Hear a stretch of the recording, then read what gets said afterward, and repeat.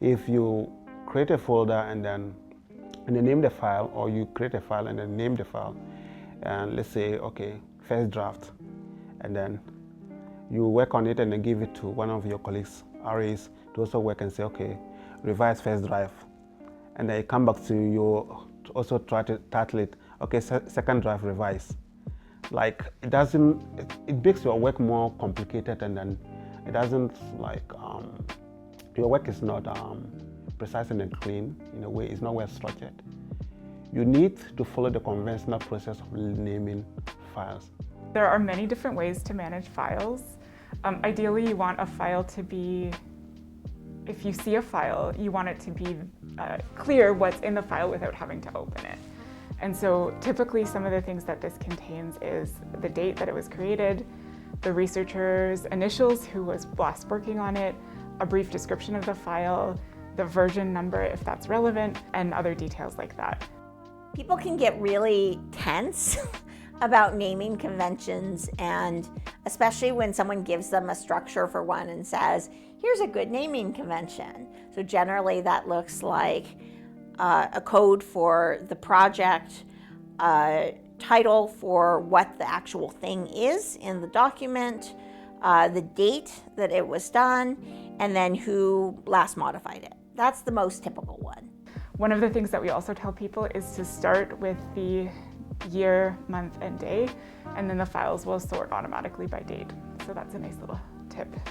When you're looking for the file and then you have it, you know, okay, this file was created on this date and it contains this information at this particular time. When it comes to file names, I like to put the year, month, date in numeric form in the file name, as well as the initials of the person who last saved the file in the file name, because I find it makes it easier to sort files and find the most recent file based on the date that's in the name.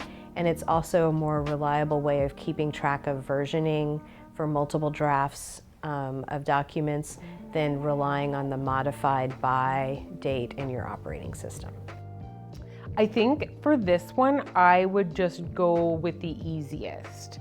Like, we do a lot of naming conventions with the dates and the dates that happen, and then we have codes for the area. So I think that that's the easiest to remember, because lots of times if people are traveling, they have to upload the data as quickly as possible. So you don't want to have like complicated naming conventions that people aren't, like, that you have to think about, like a code word or something, or like a PIN number. When you work with a number of people, you have to come to terms with, okay, what is the naming convention? How are we going to organize this? And, you know, when you have a really organized PI, it can be helpful, and it's useful as a junior academic to make sure that, you know, this is a practice that you take forward. And if you were to ever organize a major research project with other collaborators or RAs, that you share that practice and just make sure that everyone is adhering to it, so that everything works quite seamlessly. There's no lost documents, there aren't any tragedies. I think the most important thing about file systems and naming conventions is that someone make a decision and write down what that decision is in a README file so everyone else on the team can see it. And it needs to be logical and documented. Beyond that, there's a lot of flexibility depending on the nature of the project and the nature of the data.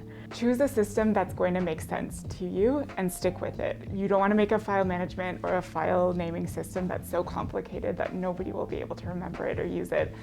And then we get into this space of seeing files that are called final, and things like that. So ideally, pick something that isn't too long, but that's descriptive. Find something that you think works and stick with it, and then if it doesn't, you can always fix it, but make sure you go back and fix it so that it's all consistent, so that when you're looking back, it's like, oh, okay, that makes sense. If you have a naming structure that works for your team, great. Use whatever naming structure works for your team. The advice that's being given is coming from researchers that have stumbled onto problems with other naming structures and landed on what they think is best for their team. If it's not best for you, no problem. Find something that is.